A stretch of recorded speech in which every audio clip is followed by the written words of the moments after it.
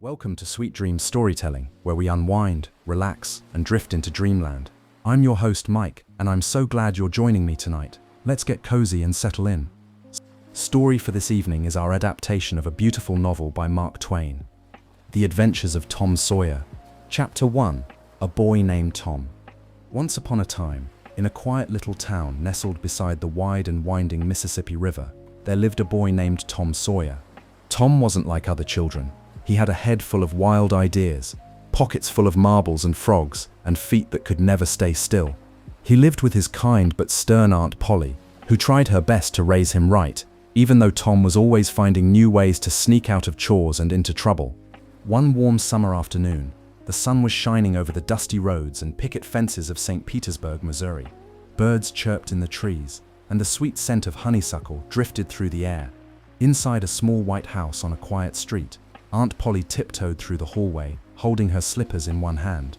Tom Sawyer, she called, peeking into the kitchen, then behind the door. Silence. Her eyes narrowed. That boy is up to something, she muttered. Just then, there was a rustle from the closet, and a small giggle.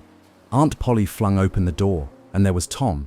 His face was smudged with jam, and crumbs clung to the corners of his mouth. "Well now, what have you got to say for yourself, young man?" she asked, trying not to smile. Tom grinned. "I was just checking for ants, Aunt Polly. You know they love jam." Aunt Polly sighed, her heart softening. She couldn't stay mad at him for long. After all, Tom reminded her so much of her sister, his mama, who had gone to heaven when Tom was just a baby.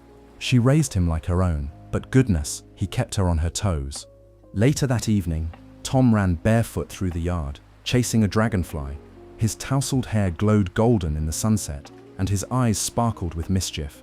He had already forgotten about the scolding. That was Tom, never still, never sad, always chasing something just beyond the next fence. When the dinner bell rang, Tom came skidding inside and sat down with a grin. He told a wild tale about seeing a dog that could count and a man who could whistle through his ears. Aunt Polly just shook her head and passed him a slice of pie. That night, as fireflies blinked softly outside the window and the stars twinkled high above the sleepy town, Tom lay in bed dreaming of faraway islands, buried treasure, and daring escapes. He didn't know it yet, but the summer ahead would be filled with secrets, friendships, and adventures greater than any he had ever imagined. And so begins the story of a boy named Tom, a boy with a wild heart and a clever mind, living in a time when the world was wide, the days were long, and anything was possible. But Chapter 2, The Great Whitewashing Trick. The sun peeked over the rooftops of St. Petersburg, casting golden light across the sleepy town. Birds stretched their wings, the river whispered softly in the distance, and the morning breeze smelled like clover and summer dreams. But for Tom Sawyer, this was not a morning for dreams. He woke up with a groan and sat up in bed, rubbing his eyes. Today was Saturday, the best day of the week. No school, no lessons. It should have been perfect. Except, Aunt Polly had a job for him. Tom looked out the window and sighed. Leaning against the fence outside was a long-handled brush and a bucket of whitewash. Aunt Polly had told him the night before, "You're to whitewash that whole fence tomorrow, Tom. No tricks, no skipping out." Tom dragged himself outside, already feeling tired. The fence stretched down the lane, a tall wooden wall, as long and boring as a summer without pie. He dipped the brush into the white paint and dabbed it on the first board. Then he did it again, and again, and again. It was hot, it was dull, it was work. Tom leaned on the brush and looked up and down the street. Somewhere, other boys would be fishing, or swimming, or playing marbles. And here he was, painting a fence. He sighed. "This just won't do," he muttered. And that's when Tom had an idea. A clever, shiny idea. Just then, his friend Ben Rogers came strolling down the street, biting into a big red apple. He saw Tom and laughed. "Well now, Tom, working on a Saturday," Ben teased. "That's no fun." Tom didn't look up. Instead, he whistled a cheerful tune and dabbed the brush slowly, like an artist at work. "Work," said Tom. "Who said anything about work? This isn't work. This is art. Not everyone gets to whitewash a fence, you know." Ben blinked. "Really?" Tom nodded. "Oh yes, Aunt Polly says only a boy with a steady hand and an eye for detail can be trusted with a job like this. It's an honor." Ben watched for a while. The brush swept across the boards in smooth, graceful strokes. Tom seemed to be enjoying himself. "Say, Tom," Ben said, shifting from one foot to the other. Do you think maybe I could try just a little bit? Tom hesitated, pretending to think hard. Well, I don't know, he said slowly. It's important work. I'd hate to let just anyone do it. I'll give you my apple, Ben offered quickly. Tom shrugged, as though it didn't matter to him one way or the other. Well, if you really want to. Ben grabbed the brush and started painting eagerly. Tom sat back in the shade, munching on the apple with a grin. Before long, more boys came down the road, and every time Tom did the same thing, he made painting the fence sound like a rare and exciting privilege. One boy gave him a kite. Another gave him a shiny marble. Someone even traded a small tame lizard.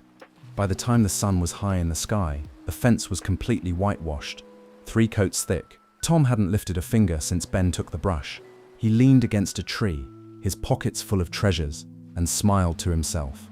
You see, Tom thought, if you want someone to do your job for you, just make it sound like the most wonderful thing in the world. That night, as fireflies blinked and the crickets sang their gentle song, Tom fell asleep, proud and content. He had turned a boring chore into a grand adventure, and that, he thought, was the beginning of a very clever summer. Chapter 3. The New Girl. Sunday morning arrived like a soft song. The sun peeked through lace curtains, the church bell chimed in the distance, and the smell of biscuits drifted through Aunt Polly's kitchen. Tom Sawyer was sitting stiffly on a wooden stool, wearing his church clothes.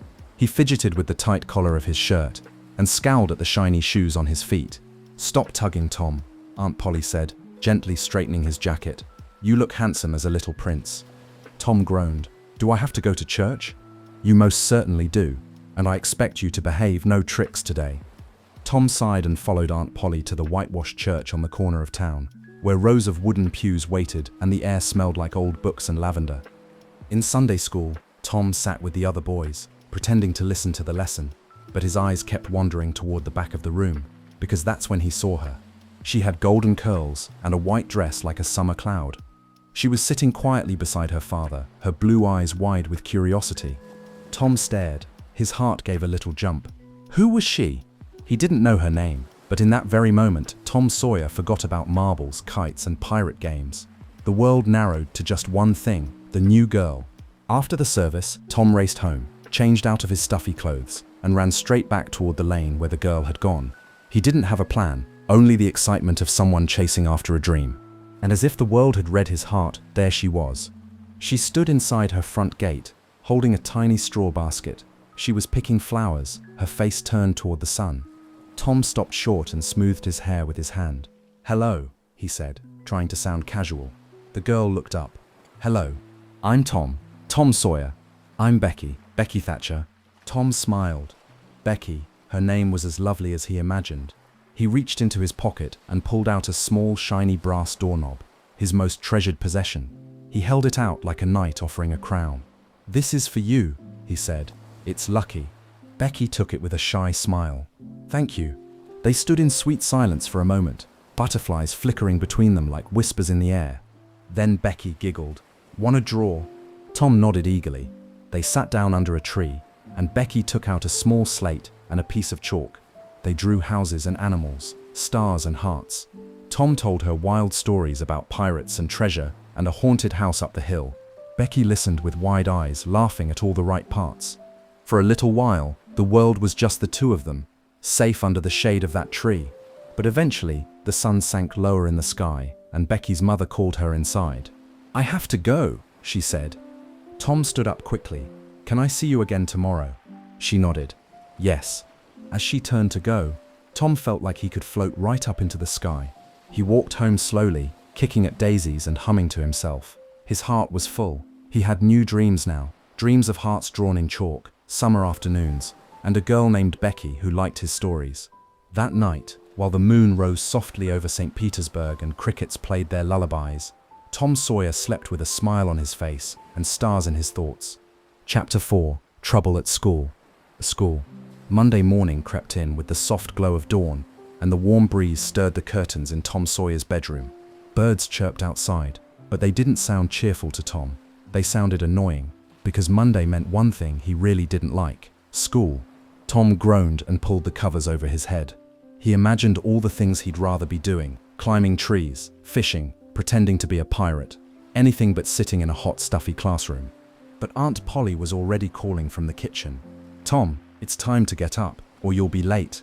Tom shuffled out of bed and tried to think of a plan. Maybe if he faked a toothache, or limped just right. He'd done it before, but Aunt Polly was getting wise to his tricks. He sighed, got dressed, and trudged down the road to school. As he passed the big tree near the gate, he perked up. Becky! He had almost forgotten she would be there. Suddenly, school didn't seem quite so awful. When Tom walked into the one-room schoolhouse, the wooden floor creaked beneath his feet. Rows of desks lined the room, and children whispered to each other until the teacher, Mr. Dobbins, cleared his throat. He was a tall, serious man with sharp eyes and little patience. Tom slid into his seat and glanced toward the girls' side of the room, and there she was, Becky Thatcher, sitting with her hands folded neatly on her desk, her golden curls glowing in the sunlight. Tom smiled, but Becky didn't smile back. She looked straight ahead. Oh no, Tom thought, did I do something wrong? The morning lessons began. Spelling, numbers, reciting verses, all the usual things. Tom was supposed to be practicing his handwriting, but instead, he was trying to pass Becky a little drawing he'd made of a cat sailing a boat. But Becky wouldn't look at him. He folded the paper into a small square and gently flicked it across the aisle toward her. She didn't pick it up. Tom sighed and slumped in his seat. During lunchtime, he tried to find her. She was sitting under a tree with another girl, whispering and giggling. When Tom came near, Becky turned away. His heart sank. He felt like he had just lost something very important, even though he didn't quite understand it. So what did Tom do? He pretended he didn't care. He ran around the schoolyard with the boys, showing off and making jokes. He turned cartwheels and made animal noises and shouted louder than anyone else. But every time he looked, Becky still wasn't watching. Back inside, after lunch, things didn't get much better. When the classroom quieted, Mr. Dobbins took out a large book, a book the children were not supposed to touch. It was old and full of pictures.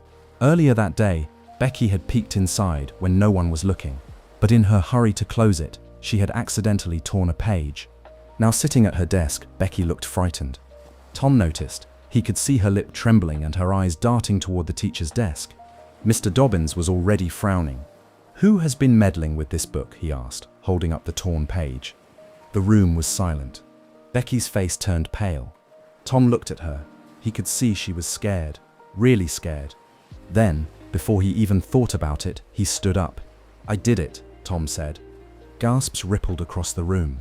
Becky looked at him with wide, surprised eyes. Mr. Dobbins narrowed his gaze. "Is that so, Mr. Sawyer?" Tom nodded. Mr. Dobbins gave him a sharp scolding and assigned him extra work after school. Tom didn't say a word. He just sat down, feeling tired and proud all at once. Later that afternoon, as the other children ran outside, Becky came up to Tom with her slate in her hands and her cheeks pink. "You didn't really do it," she whispered. Tom grinned. "Doesn't matter." Becky smiled. The kind of smile that made Tom feel like he could walk on air. As the sun set and Tom finally headed home, he didn't mind the scolding waiting for him, or the extra homework, because something special had happened that day. He had made someone smile.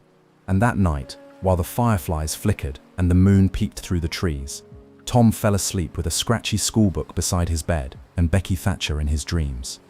Chapter 5. The Picnic Plan. The next few days in St. Petersburg passed like soft clouds drifting across the sky. The air was full of birdsong, the scent of blooming flowers, and the rustling of leaves in the afternoon breeze. Tom Sawyer was still floating on happiness. Becky smiled at him now in school, and that alone made everything feel like summer fireworks bursting in his chest. But even with Becky in his thoughts, his feet began to itch again. Itch with the need for adventure. And Tom knew just the friend to share those thoughts with. That evening, as the sun sank low and turned the river gold, Tom made his way down a dusty path past the willows and wildflowers to where the old hollow log lay near the edge of the woods. A soft whistle drifted through the warm evening air, a secret signal. From behind a tree, a boy stepped out, barefoot and scruffy, with a wide-brimmed hat too big for his head and a fish dangling from his belt. It was Huckleberry Finn. Huck didn't go to school. He didn't have to go to church, or sit in stiff clothes, or comb his hair unless he felt like it. He was the freest boy in town, and Tom admired him more than he'd ever admit. "Hey, Huck," said Tom, "want to do something real exciting?" "I always do," Huck replied. He sat cross-legged on the grass and pulled out a corncob pipe. "What are you thinking?" Tom leaned in close and lowered his voice. Let's be pirates, real ones. We can sail away, find treasure, eat wild berries, and sleep under the stars. Huck's eyes lit up. Where? Jackson's Island, Tom whispered. It's right in the middle of the river. No grown-ups, no rules, just us. Huck grinned. When? Tom glanced around as if someone might be listening. Tomorrow night, after dark, we'll sneak out, meet by the log, and paddle down in a raft. They spent the rest of the evening whispering and planning what they would bring, where they would hide their gear, what pirate names they'd use. Tom chose the Black Avenger of the Spanish Main, and what they'd do if they saw enemy ships. When it grew dark and the fireflies began to sparkle in the grass, the boys parted with another secret whistle and disappeared into the shadows. Back at home, Tom's heart beat fast with excitement. He could hardly sit still at supper, and Aunt Polly gave him a puzzled look when he smiled to himself for no reason at all. That night, as Tom lay in bed, he stared up at the ceiling and imagined himself with a red bandana, a sword at his belt, and a treasure map tucked into his boot. He pictured a hidden cave, gold coins, and campfires on the shore. Tomorrow, the real adventure would begin. And as he drifted off to sleep, the river whispered outside his window. The wind rustled the trees, and the stars above twinkled like secret signs just for him. Chapter 6: A Midnight Adventure. The next night, the town of St. Petersburg was tucked beneath a blanket of stars. The river glowed silver in the moonlight, and the houses stood quiet, their windows dim. But not all the children were asleep. Inside a small room with peeling wallpaper and a slanted roof, Tom Sawyer lay wide awake, fully dressed beneath his blanket. His heart beat like a tiny drum in his chest. Tonight wasn't just any night. Tonight was outside. A soft whistle floated in through the open window. The signal. Tom sat up, swung his legs over the bed, and tiptoed across the creaky floor. Aunt Polly's soft snores drifted from the next room. He held his breath, slipped out the window, and dropped quietly into the grass below. Huck Finn was waiting under a tree, barefoot and grinning, holding a dead cat in a cloth bag. You got it, Tom whispered. Huck nodded. Yep, dead as they come. Old Granny said this'll work better than any spell. Tom shivered, not from cold, but from excitement, or maybe a little fear. The boys crept through the empty streets, staying low behind fences and bushes. The moon watched them silently from above as they made their way out of town and past the dark fields toward the edge of the graveyard. Yes, the graveyard. Tom and Huck had heard tales from the grown-ups. They said if you brought a dead cat to the graveyard at midnight and waited for the right kind of spirit, one that had done bad things in life, it might come up from the grave and the cat would carry the evil away. It sounded frightening, which of course meant Tom had to try it. They reached the graveyard gate. It groaned softly as they pushed it open. Beyond it, old crooked tombstones leaned in all directions, some cracked, some nearly swallowed by weeds. The boys tiptoed among them, stepping lightly, barely breathing. Let's go by that big sycamore tree, Tom whispered. There's fresh graves near it. They crouched in the grass and waited. The night was heavy and still. A single owl hooted from the woods. Somewhere, far away, a dog howled once, then stopped. Tom's eyes were wide in the dark. He clutched Huck's arm. Did you hear that? Before Huck could answer, they saw it. Lantern light. 3 figures were moving through the trees near the edge of the graveyard. Tom and Huck ducked down and barely dared to peek. The lantern light wobbled closer. Now they could see clearly. 3 men were standing near a freshly dug grave. One of them was the town's gravedigger, Muff Potter. Another was a tall, dark figure, Injun Joe. The third man, dressed like a doctor, was carrying something wrapped in cloth. Tom and Huck watched, frozen. The men began to argue, first in low voices, then louder. Suddenly, there was a struggle, a shout, a cry, and then someone fell. The lantern hit the ground, and its light flickered wildly. Tom clutched Huck's sleeve. We have to run. But before they could move, they saw something terrible. Injun Joe picked up the doctor's knife and placed it in Muff Potter's hand. Then he whispered something, and Muff, still dazed from a blow, stared at the scene around him in confusion. Tom and Huck turned and fled into the night, faster than they'd ever run. The graveyard vanished behind them, swallowed by darkness. They didn't stop until they were back by the old log where they'd met. Both boys were pale, shaking, and silent for a long time. Finally, Tom said, "We can't tell. He'd kill us if we did." Huck nodded, eyes wide. Not a word. Ever. They made a solemn vow, right then and there, to never speak of what they saw, not to a soul. Then they parted ways and slipped quietly back into their beds. hearts thudding, ears straining for any noise in the night. And though Tom finally fell asleep as dawn painted the sky in pale pink, his dreams were no longer about treasure or pirate ships, but about flickering lanterns, whispers in the dark, and a terrible secret buried deeper than any grave. Chapter 7. A Secret to Keep. Tom Sawyer didn't sleep a wink that night. After he and Huck ran from the graveyard, they didn't stop until they reached the safety of a hayloft in a quiet old barn, far from the shadows of the trees. Their hearts still pounded, their feet were muddy, their clothes were damp with dew and fear. But it wasn't the running that kept Tom awake. It was the memory. Over and over, he saw the flickering lantern, the sudden struggle, and Injun Joe's cold, sneaky eyes. He remembered the way Muff Potter looked confused, staring at the knife in his hand, not knowing what had just happened. The boys had seen everything, but no one else had. And now they carried a terrible secret. The next morning, sunlight peeked through the slats in the barn wall. Huck sat nearby, quiet, holding his knees to his chest. The usual sparkle in his eye was gone. "We can't tell anyone," Huck said softly. "If we do, Injun Joe will come after us." Tom nodded slowly. "He'd do worse than just chase us. He'd get us in the night, quiet, no one would even hear." The thought made both boys shiver. They climbed down from the hayloft and made their way back toward town, sticking to the edges of fields and alleys, careful not to be seen. When Tom slipped through his bedroom window, Aunt Polly was waiting. "Oh, Tom," she cried. "Where have you been? I was worried sick." Tom looked down, his voice small. "I just got caught out late. I'm sorry, Aunt Polly." She hugged him tight, and though her voice was stern, her eyes were full of worry and relief.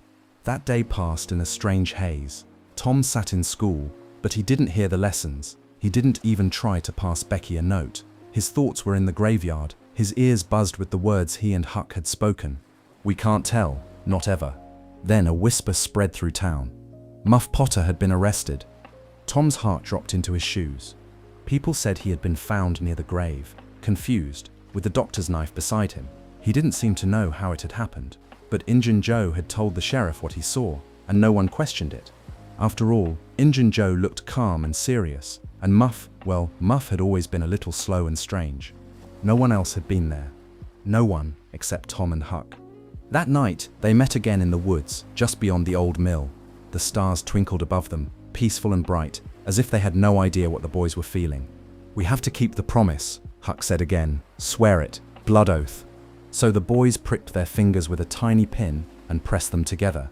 "We swear," Tom said, "never to tell a soul what we saw in the graveyard, not even if they hang the wrong man, not even if we dream about it every night." And that was that. They sealed the promise in silence. But deep down, as Tom walked home beneath the moonlight, a small voice whispered inside him, a voice that said it wasn't right. He wished someone else could fix it. He wished someone brave would tell the truth. But for now, the secret stayed locked in his heart.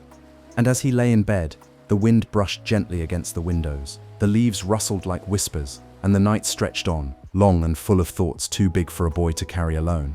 Chapter 8. Lost in Love. The days that followed passed with quiet footsteps.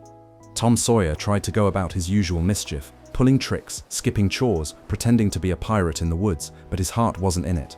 The memory of the graveyard still lingered, like a shadow that followed him even in the sunlight. But something else began to grow in his thoughts too. Becky Thatcher. She had smiled at him once since the night of the terrible secret. Just once. But that was all Tom needed. So one bright morning, Tom marched into school with a brand new idea. If he couldn't forget the graveyard, maybe he could lose himself in something else, something sweeter. Love. He waited near the fence before class, holding a small treasure in his hand. It was a brass knob from an old door, polished until it gleamed like gold. He had traded 3 marbles and a lucky beetle to get it, and now he planned to give it to Becky. When she arrived, her curls bouncing in the sunlight, Tom's heart thumped like a drum. "Hi, Becky," he said, his voice just a little too loud. She smiled, just a little. "I brought you something," he added, holding out the knob. "It's lucky. I found it in a pirate cave." She took it gently. "Really?" Tom nodded with all the confidence in the world. "Of course." They sat together on a bench near the schoolyard fence. Other children played nearby, but for a little while it felt like there were only 2 people in the world, Tom and Becky. "Want to draw?" Becky asked, pulling out a small slate and a stick of chalk. Tom beamed. "Only if I get to draw you." They laughed and sketched stick figures and flowers. Tom even drew a heart with T+B in the middle. Becky looked at it and blushed. Then Tom leaned in close and whispered, "Becky, do you want to be engaged?" Becky blinked. "What's that mean?" "It means we love each other, and we say we'll get married. That's what folks do when they're in love." Becky hesitated. "Okay, but how do you do it?" Tom looked around to make sure no one was listening. "Well, first you say you love me, then I say I love you, and then," he paused dramatically, "we kiss." Becky gasped, half shocked, half curious. "Just a small one," Tom added quickly. "That's how it works, honest." She thought for a moment, then nodded. So they did it, just a soft, shy peck on the cheek, and then burst into giggles like it was the silliest secret in the world. But then Tom, caught up in the moment, said something he shouldn't have. "I was engaged once before," he admitted, "to Amy Lawrence." Becky's face froze. "You what?" she said. Tom blinked. "Well, it didn't mean anything. That was before I knew you." But it was too late. Becky stood up, her eyes watering. "I don't want your old doorknob," she said, dropping it in the dirt. "I don't want to be engaged to someone who's been engaged twice." And with that, she turned and ran back into the schoolhouse. Tom stared after her, stunned.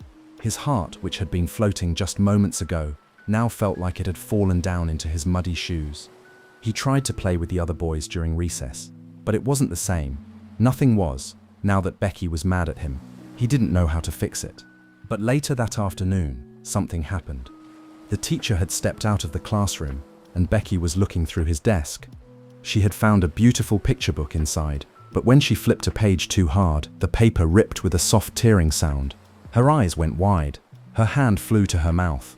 Everyone knew how much the teacher loved that book. Tom, watching from the back of the room, saw her start to cry. And then, before she could say a word, Tom stood up and said, "I did it." The whole class turned. Becky gasped. When the teacher returned, Tom took the scolding. He stood with his head down, while the teacher's voice thundered like a storm cloud. He didn't say a word about Becky.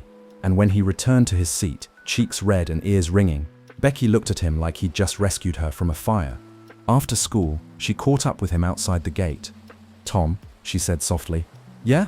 Thank you." Tom looked at her, and though he was still sore from the scolding, a smile tugged at the corner of his mouth. "It's okay," he said. "I kinda deserved it for something else anyway." Becky reached down, picked the doorknob from where she'd dropped it in the grass, and slipped it into her pocket. They walked home side by side, not saying much, but everything between them already mended. And that night, as the town went quiet and the stars blinked gently above the rooftops, Tom fell asleep with his hand under his pillow, dreaming not of pirates or treasure, but of a girl who smiled when he was kind. Chapter 9. Running Away. The summer sun had begun to burn hotter over the little town of St. Petersburg. The air shimmered in the afternoons, bees buzzed lazily over wildflowers, and the river rolled along with a quiet hum, as if it too was dreaming. But in Tom Sawyer's heart, something stirred. Lately, school felt like a cage. The secret about the graveyard still pressed heavy on his chest, and though Becky was kind to him again, something inside Tom wanted to escape. Not just for a day, but really escape, to run away. So one evening, as the sky turned purple and fireflies floated low in the grass, Tom met Huck Finn behind the old sawmill. His eyes sparkled with mischief, and his straw hat was pulled down low. "I've had enough," Tom whispered. "Let's go." Huck looked up. "You mean it?" "All the way," Tom said. "Let's run off and be pirates. Live on Jackson's Island. No teachers, no chores, just freedom." Huck grinned. "I'll get my fishing line and some bacon." They decided to bring along one more friend, Joe Harper, a cheerful boy who was always ready for an adventure. Tom found him after supper and whispered the plan. Joe's eyes lit up. "Can I be the red-handed robber of the Mississippi?" Tom nodded. "As long as I get to be the Black Avenger of the Spanish Main." They all agreed to meet at midnight, down by the riverbank, just beyond the willow trees. That night, while their families slept soundly under patchwork quilts, the three boys tiptoed out of their houses like shadows. Tom left a slice of cake and a short note on his pillow, though he didn't sign his name. The moon floated high, and the river shimmered like a ribbon of silver. Huck was already waiting with a stolen raft made from old wood and rope. Joe arrived last, carrying a frying pan and a bag of apples. "Is this really it?" Joe whispered. "Are we really running away?" Tom nodded, his face serious but full of excitement. "We're pirates now, and pirates don't turn back." With careful steps, they pushed the raft into the water. It bobbed gently, creaking as they climbed aboard. The river welcomed them, smooth and wide, carrying them away from the quiet town and into the heart of the night. They didn't speak for a while, just listened to the soft splash of paddles, the chirp of crickets, and the far-off hoot of an owl. Soon, Jackson's Island came into view, rising like a secret in the middle of the river. It was wild and green, with trees that rustled like whispers and sandy shores that glowed pale in the moonlight. "This is it," Tom said, "our pirate island." They pulled the raft ashore, unloaded their treasures, and built a small fire from twigs and driftwood. Flames danced as they cooked bacon and told stories about sea battles, buried gold, and ghost ships that sailed without captains. They laughed and sang pirate songs, their eyes wide with freedom and dreams. When the fire burned low and their bellies were full, the boys lay back on the ground, staring up at the sky. The stars seemed brighter out here, far from town, as if they were listening to the boys' dreams and winking in approval. "I never want to go back," Joe whispered. "Me neither," said Tom. Huck smiled. "We're the freest fellas on the river." That night, they drifted to sleep with the warm air wrapping around them and the river's lullaby in their ears. No one knew where they were. No one could tell them what to do. They were pirates, adventurers, brothers of the wild. And as Tom closed his eyes beneath a sky full of stars, he felt something he hadn't felt in a long time. Peace. Chapter 10. Missing Boys. Morning came softly to Jackson's Island. The sun peeked up from the horizon like a sleepy golden eye, and the trees rustled with gentle yawns. Birds called from the branches, and the wide Mississippi River shimmered in the light. Tom, Huck, and Joe awoke on the sandy shore, their hair tangled from sleep, their clothes wrinkled but dry. For a moment, it felt like a dream. They were still there, still free, pirates. They leaped into the river and splashed and shouted, pretending to sword fight with sticks, shouting out sea curses and pirate oaths. After breakfast, fried fish and apples, they stretched out on the warm grass and felt like kings. But as the day wore on, something strange began to happen. A quiet kind of feeling crept into their hearts. Not sadness, not really, just a sort of stillness, a missing piece. Joe was the first to speak. Do you think they're looking for us?" Tom stared at the river. "Maybe. They probably think we drowned," Huck added, tossing a pebble into the water. "They'll be dragging the river soon." Joe's face paled. "You think our mothers are crying?" No one answered right away. The wind rustled through the trees, soft like a sigh. That evening, Tom couldn't sleep. The stars blinked overhead, and the frogs sang their songs, but he couldn't quiet the storm inside him. He missed home. He missed his bed. He even missed Aunt Polly's scoldings, and the way she tucked in his blankets without saying a word.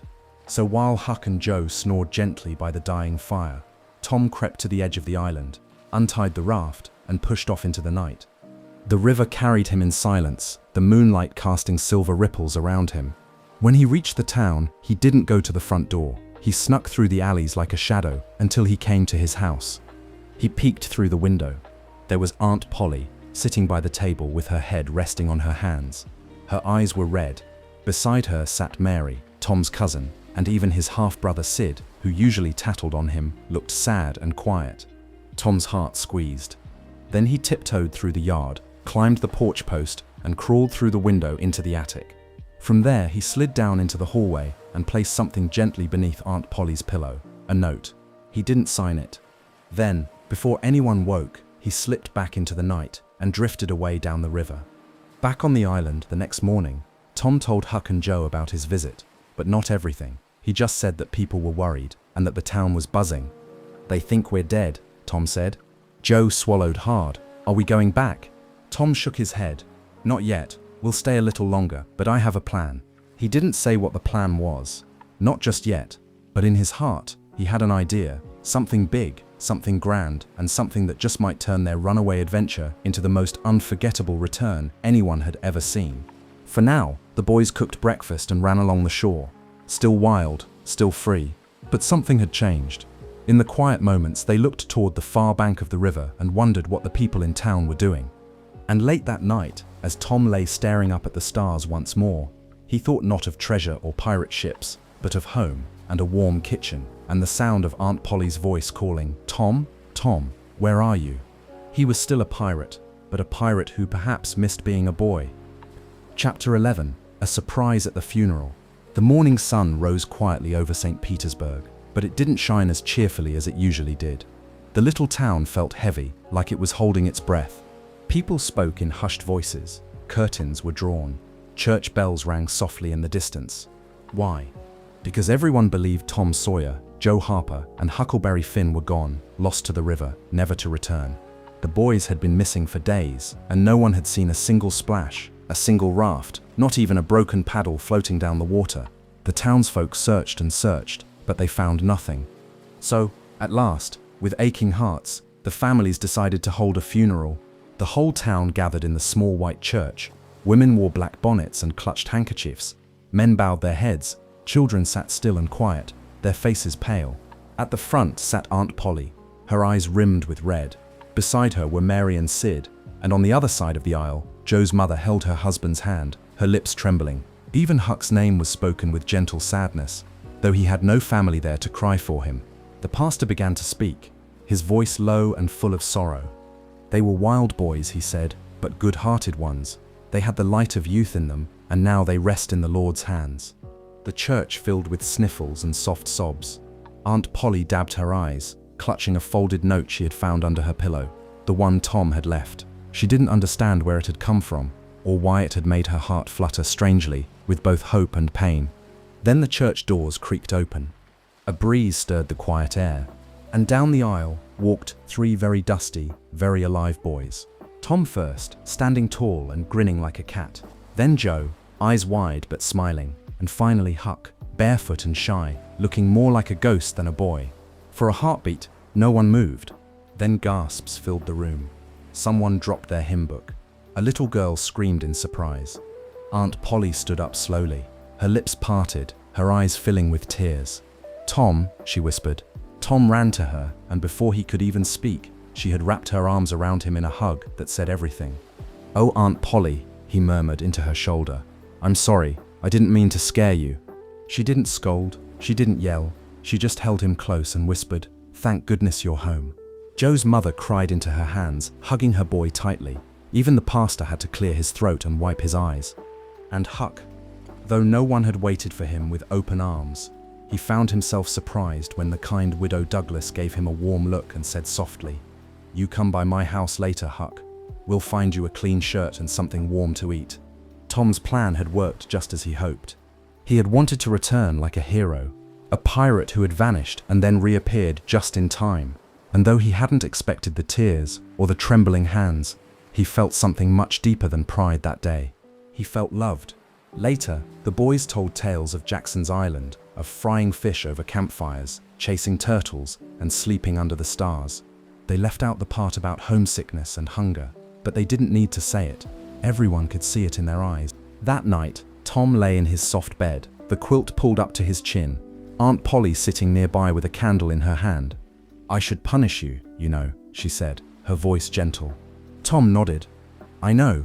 She looked at him for a long moment, "but I'm too glad to have you back." And with that, she blew out the candle and left the door open a little, just like she used to when he was younger. As Tom drifted off to sleep, the breeze blew gently through the curtains, and the stars outside twinkled like old friends. He had run away to be wild and free, but now, wrapped in warmth and home again, Tom Sawyer learned something else. Sometimes the greatest adventure is coming back. Chapter 12. Tom tells the truth. Tom tells the truth. The week after the boys' return was filled with hugs, stories, and laughter. People stopped Tom in the street to shake his hand. Little boys followed him around like he was a real pirate captain. Even the school teacher, Mr. Dobbins, didn't punish him when he came in late. But not everything inside Tom felt light, because the secret still lived inside him. Every night when the stars came out, Tom would lie awake and remember the lantern in the graveyard, the shadows among the tombstones, and Injun Joe's cold eyes. And every morning, when he passed the jailhouse on the way to school, he would glance toward the little window where Muff Potter now sat, waiting quietly for someone to believe he hadn't done anything wrong. Tom knew the truth, so did Huck, but no one else did. And that secret, it had started to feel heavier than gold or pirate treasure. Then one afternoon, Tom became sick. Not just pretend sick like before, truly sick. He caught a terrible fever and tossed and turned in bed for days. Aunt Polly stayed by his side, wiping his forehead and whispering prayers. Mary brought soup and sat reading to him in a low voice. Even Sid was quiet for once. Tom didn't talk much, but in his dreams he murmured strange things about graveyards and ghosts and a man with a knife. Aunt Polly leaned closer, confused and worried, but she didn't understand the full meaning of the words. Eventually, the fever passed, and Tom woke up weak but smiling. "You're back," Aunt Polly whispered, holding his hand. "I guess I missed home too much," Tom said, his voice raspy but light. But even as he healed, that old secret waited in his chest, pressing harder every day. Then came the day of Muff Potter's trial. The whole town gathered in the courthouse. People whispered and pointed. Some said Muff looked guilty. Others weren't so sure, but no one had any proof, except Injun Joe, who stood tall and serious, pretending to be a witness. Tom sat in the back, twisting his hat in his hands. His heart beat like a drum. He glanced at Muff, who sat slumped in his chair, eyes down, looking more sad than scared. He thought about how Muff had once patched his kite, and how he gave him a fish once just because. Tom looked down at the floor and felt something stir inside him, the kind of courage that doesn't shout or run. It just stands up. So Tom did. He rose from his seat, walked slowly to the front of the room, and said the words that no one expected. "I have something to say." The room fell silent. The judge raised his eyebrows. Tom's voice was small, but steady. "I was in the graveyard that night," he said. Gasps fluttered through the crowd. Tom swallowed hard. "It wasn't Muff Potter. It was Injun Joe." There was a moment when the room didn't move. Then, Injun Joe leapt to his feet and ran from the courtroom before anyone could stop him. The sheriff and a few men chased after him, but he was gone, vanished into the wild woods. Muff stared at Tom in disbelief. Tom's face was pale, but he stood tall. That night, the town buzzed with the news. Some called Tom a hero. Others whispered about the danger he'd put himself in. But one thing was clear. He had told the truth. He had set an innocent man free. Back home, Aunt Polly wrapped her arms around him tighter than she ever had before. "I'm so proud of you," she whispered, "even though it scared me half to death." "I had to," Tom said quietly. It wasn't right to stay quiet. That night, Tom lay in bed, the breeze fluttering the curtains, the world outside calm and still. The stars winked above, and for the first time in a long time, his heart felt light. He had done something hard, something brave. Not pirate brave, not sword-fighting brave, but real brave. And that was the kind of adventure that stayed with you forever. Chapter 13, Becky in Danger. Summer rolled on like the lazy river, warm and golden. The trees rustled with soft breezes. The bees hummed through clover fields. And school, though still a daily chore, didn't seem so bad now that Tom Sawyer was something of a hero. After all, he had told the truth at Muff Potter's trial. People smiled at him in the street. The boys at school tried to walk like him. Even the teacher treated him with a strange new respect. But none of that mattered quite as much to Tom as one thing. Becky Thatcher liked him again. She smiled at him nearly every day. Sometimes she sat with him at recess. She even let him carry her schoolbooks when the day was done. Tom felt like he could float. But as always, trouble had a way of finding him, even when he wasn't looking for it. One hot afternoon, when the cicadas were buzzing like little tambourines in the trees, the school bell rang and the children filed into the classroom. Tom sat near the window, doodling in the corner of his slate, when he noticed Becky sneaking toward the teacher's desk. She glanced around, then slowly lifted the lid and peeked inside. Tom's eyes widened. The teacher, Mr. Dobbins, kept his most precious thing in that desk, a big fancy book with colorful pictures. No one was ever allowed to touch it. It was thick and old, with gold letters on the cover and strange drawings inside. But Becky, curious and clever, wanted just one little look. She opened the book carefully, her fingers trembling a bit. She smiled as she flipped the pages. Castles, oceans, strange creatures from faraway lands. Tom could see her eyes sparkling with wonder. But then one of the pages caught on her finger and tore, just a little, but it was enough. Becky gasped and slammed the book shut. She shoved it back into the desk and hurried to her seat, her face as pale as chalk. Tom saw everything. He watched Becky sit there, her head down, her hands shaking. He knew what would happen. When Mr. Dobbins discovered the torn page, he'd be angry. He'd demand to know who did it, and no one would admit it. Becky might be too scared to say a word, and she might get in even worse trouble for staying quiet. Tom looked down at his slate. He didn't want to get into more trouble, but he didn't want to see Becky cry either. So when Mr. Dobbins finally opened his desk and found the tear, He turned to the class with thunderclouds in his eyes. "Who did this?" he barked, holding up the book. Silence. No one spoke. Becky's eyes filled with tears. Mr. Dobbins looked around the room. "Very well," he growled. "No one is leaving until someone admits it." Tom stood up slowly. "It was me," he said. Mr. Dobbins blinked. "What did you say?" "I tore the page," Tom said clearly. "I opened the book. I'm sorry." The teacher scolded him, gave him extra work, and sent him out of the classroom with a sharp word. But as Tom walked past Becky's desk, she looked up at him with eyes full of surprise and something else, admiration. Later that day, as the sun dipped behind the trees and the shadows stretched across the schoolyard, Becky caught up to Tom near the front gate. "You didn't do it," she said softly. Tom shrugged. "Didn't matter. But you got in trouble." He smiled. "I've had worse." Becky reached into her satchel and pulled something out. His brass doorknob, the one she had once thrown away. "I saved it," she said, and Tom knew, without her saying a word, that all was forgiven. That night, as Tom lay in bed listening to the crickets outside his window and the soft creak of the rocking chair down the hall, he felt something warm in his chest. He had done a quiet kind of good. Not the kind that wins praise or cheers, the kind that says, "I care about you more than myself." And as sleep gently wrapped around him like a summer blanket, Tom Sawyer smiled. Sometimes, he thought, being good can feel just as exciting as being wild. Chapter 14, Treasure Hunt begins. Summer was in full bloom in St. Petersburg. The days were hot and golden, full of dragonflies, lazy rivers, and the smell of honeysuckle. The sun hung high in the sky like a brass coin, and the nights were long and full of stars. Tom Sawyer's days were filled with mischief and laughter, but his heart had begun to yearn once more for something bigger than schoolyard tricks and spelling tests. He needed adventure, so one afternoon, with his straw hat crooked on his head and a gleam in his eye, Tom found Huck Finn down by the river, sitting on a log with a piece of wire and a bent fishing hook. "Huck," Tom whispered like a secret, "wanna hunt for treasure?" Huck's eyebrows raised. "Treasure? What kind?" "The buried kind," Tom said. "Pirate gold, bandit silver, real stuff." Huck leaned in, suddenly interested. "Where?" Tom pulled out a wrinkled old map he'd drawn on scrap paper.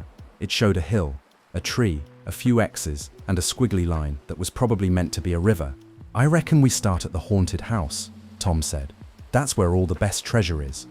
Huck grinned. "I'm in." They packed a rusty old pickaxe, a couple of shovels, and a lunch of bread and bacon. Then they made their way out of town, following the dusty trail that led into the woods, where the trees stood tall and the sunlight flickered through the leaves like blinking gold coins. It took them a while, but they finally reached it, the haunted house. It sat alone on a hill, its windows dark and broken, its roof sagging like a sleepy old hat. The porch creaked in the wind, and the door hung crooked on its hinges. They stood outside for a while, just staring. "You think it's really haunted?" Huck whispered. Tom swallowed hard.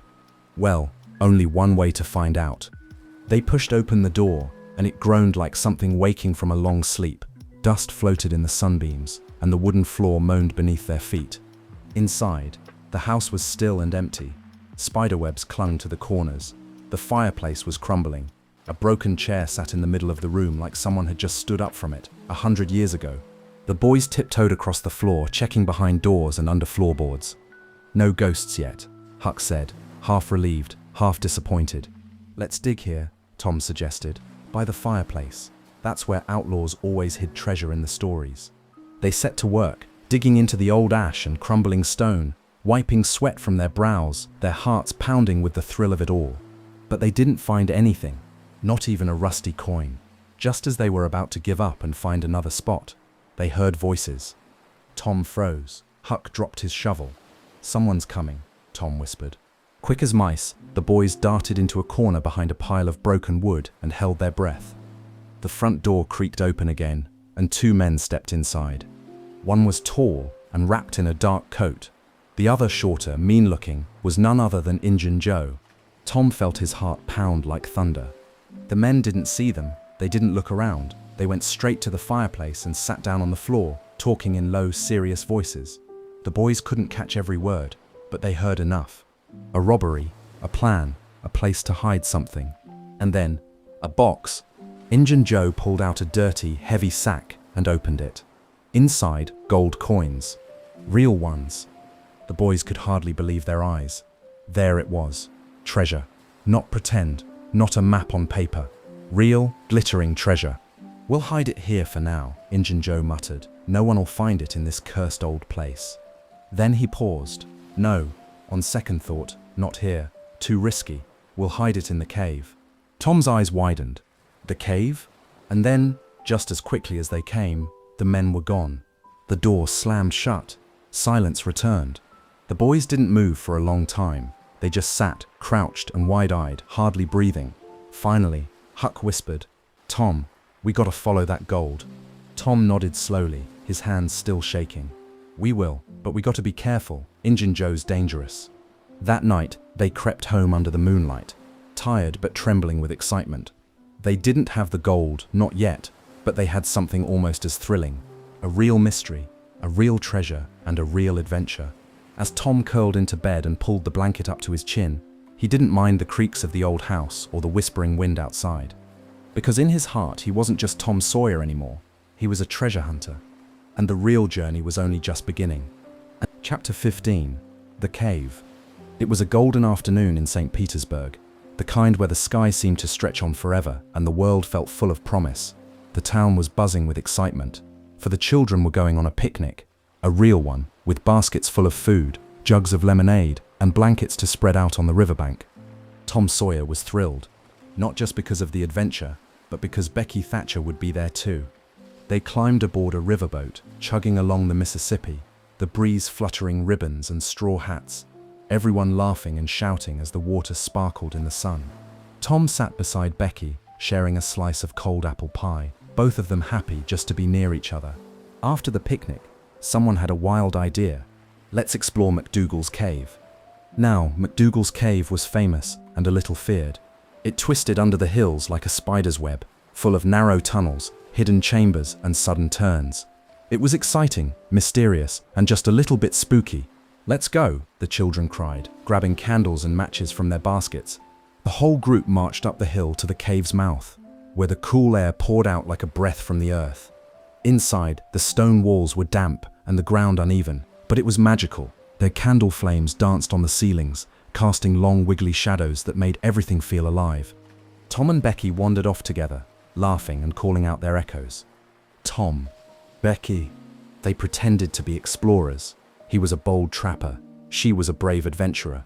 They crawled through narrow cracks, climbed up rocky ledges, and followed winding paths deeper and deeper. But as the flickering light swayed in Tom's hand, something changed. They realized they couldn't hear the other children anymore. They turned back, then forward again. The tunnel split left or right. Tom frowned. "I think it was this way," he said. Becky looked nervous. "Are you sure?" Tom wasn't, but he didn't say that. They walked a little more. Another turn, another empty tunnel. Soon, the only sound was their own breathing and the soft drip, drip, drip of water echoing through the dark. Then Becky stopped. "Tom, I think we're lost." Tom held her hand and squeezed it gently. "It's okay. We'll find the way. I've got a candle and matches. We'll just keep calm." But as they wandered, the candle burned lower and lower. They tried marking the walls with soot, but every wall looked the same, and the deeper they went, the colder it became. Eventually, Becky sat down on a rock, her face pale and tired. "I'm scared, Tom." Tom sat beside her, trying to smile. "It's all right. Someone will come looking soon. We just gotta rest and wait." To keep her calm, he told her stories about pirates, treasure, and the time he tricked the boys into whitewashing the fence. Becky laughed softly, even though her eyes looked watery. Tom gave her his jacket and let her rest while he tiptoed quietly down a nearby tunnel, hoping to see a light, or a voice, or anything familiar, but he found nothing. Only rock and shadow. When he returned to Becky, he sat close beside her and took her hand again. "We'll get out," he whispered, "I promise." Then he blew out the candle to save what was left of it, and the two children sat in the dark, holding hands, surrounded by the quiet heartbeat of the cave. Outside, the stars began to rise above the Mississippi, boats searched the river, lanterns bobbed in the distance, grown-ups called into the night. But deep below the hills, in the belly of the earth, Tom and Becky waited, hoping someone would find them, and not knowing, not yet, that they would have to find their own way out. Chapter 16. The Escape. Down in the heart of McDougal's cave, The world was quiet and dark. Tom and Becky sat together, holding hands in the pitch-black stillness. The last candle had been blown out. There was no sunlight, no wind, no sounds but the slow drip of water and the soft echo of their own breathing. They had been lost for what felt like a whole day, maybe more. Time didn't seem to work the same in the dark. It stretched and twisted like the tunnels around them. Tom was tired, sore, and scared. But he couldn't let Becky see. She had stopped crying. Her voice had grown quieter, smaller. "Do you think they're still looking for us?" she asked in a whisper. "I know they are," Tom said gently, "but just in case, I've been exploring." He hadn't told her yet, but while she slept earlier, curled up in his coat, he had crawled down one of the narrow side passages, squeezing between walls of rock, using only a string he'd tied to a ledge to help him find his way back. He had no torch, only a small piece of candle left, tucked in his pocket like a secret hope. "I think I saw something," he said now, his voice just above a whisper. "A little breeze." Becky looked at him, eyes wide. "A breeze?" Tom nodded. "That means there's a way out. Maybe a crack, or a tunnel to the outside." Becky stood up slowly. "Let's try." Tom lit the stub of the candle. Its tiny flame wavered in the darkness, but even that little light felt like a sunrise. Holding hands, they followed the tunnel where Tom had gone earlier. It was tight and low, and Becky had to crawl at times. Tom kept talking softly so she wouldn't be scared. "Just a bit farther.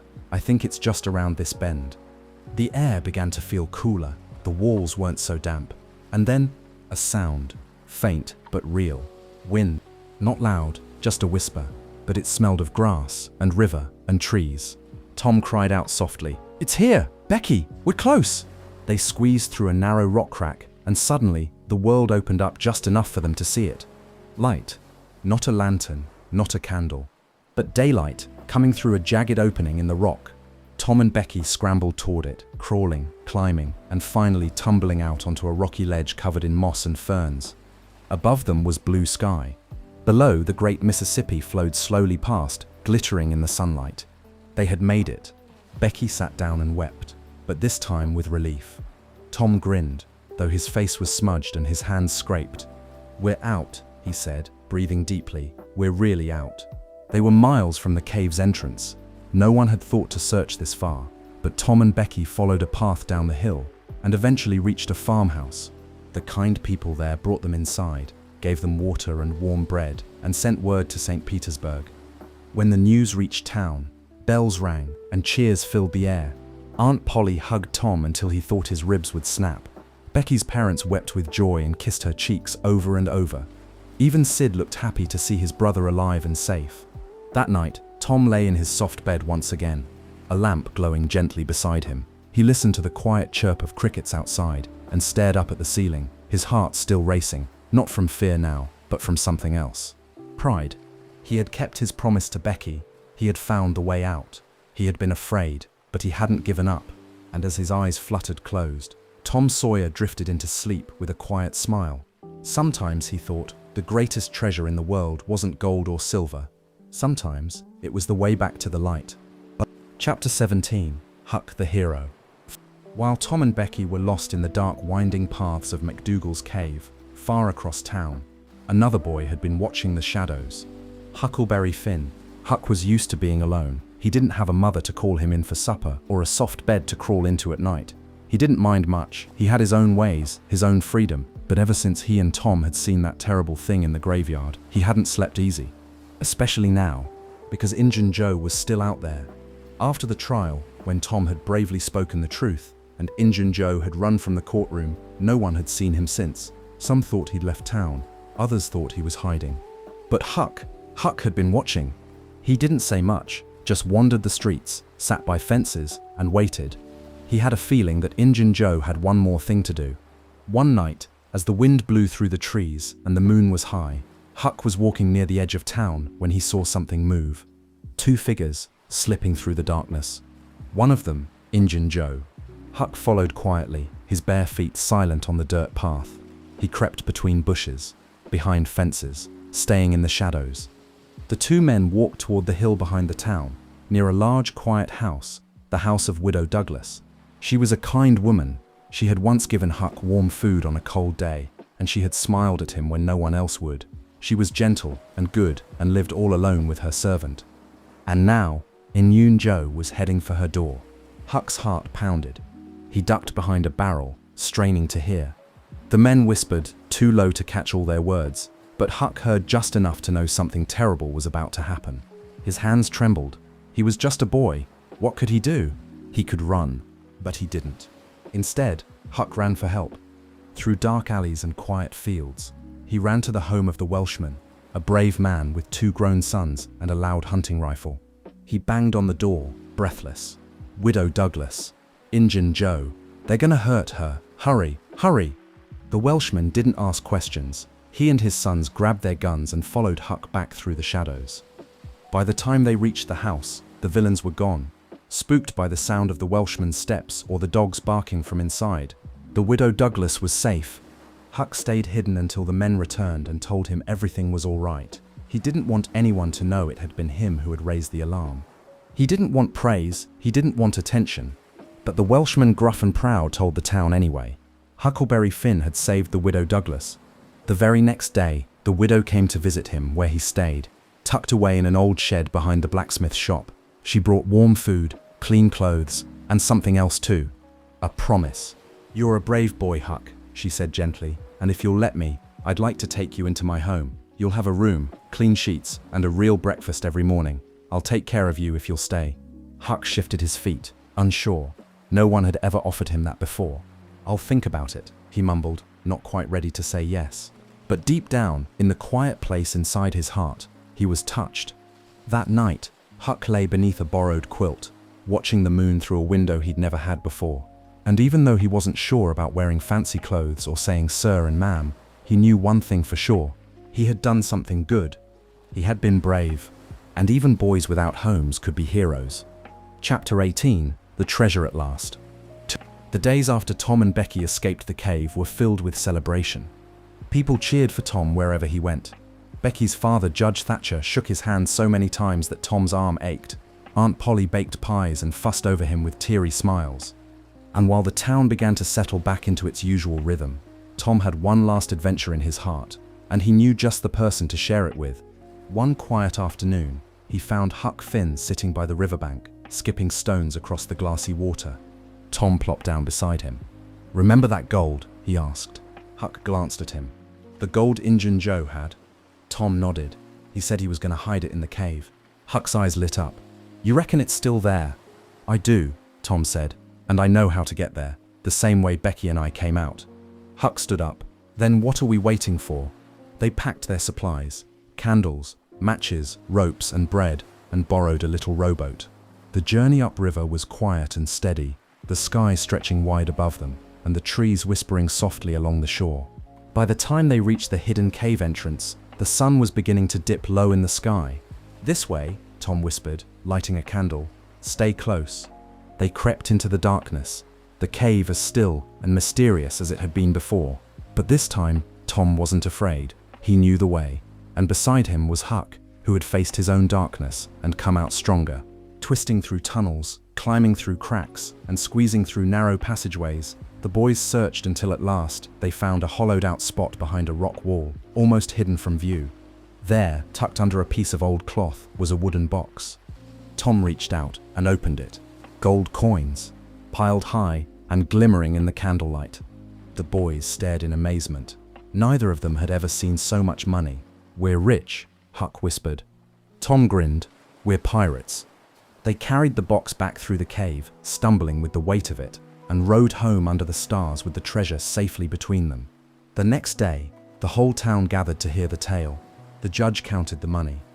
"Over $12,000, he said, eyes wide. Everyone gasped. Aunt Polly hugged Tom. The Widow Douglas hugged Huck. The judge stood tall. "This gold belongs to these 2 brave boys, and I'll see to it that it's placed in a proper account with interest." Tom was thrilled, but Huck looked uneasy.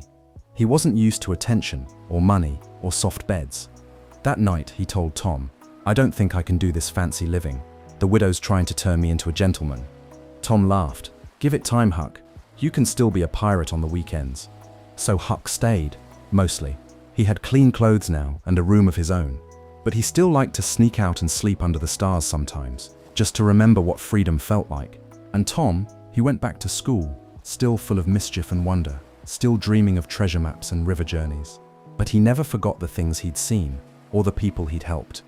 Because even though he was just a boy from a small town, Tom Sawyer had lived 1,000 adventures, and he knew deep in his heart that the best stories were the ones you shared with a friend. That night, as candles flickered low and fireflies blinked outside the window, Tom lay in bed, smiling softly. Not all treasure is gold, he thought. Some treasure is courage, some is friendship, and some is just being home. Thanks for spending this quiet time with me here at Sweet Dreams Storytelling. I hope you're feeling relaxed, peaceful, and ready for a restful sleep. As we say goodnight, let the calm background music guide you gently into dreamland. Before you go, don't forget to like the video and subscribe. And until next time, rest well.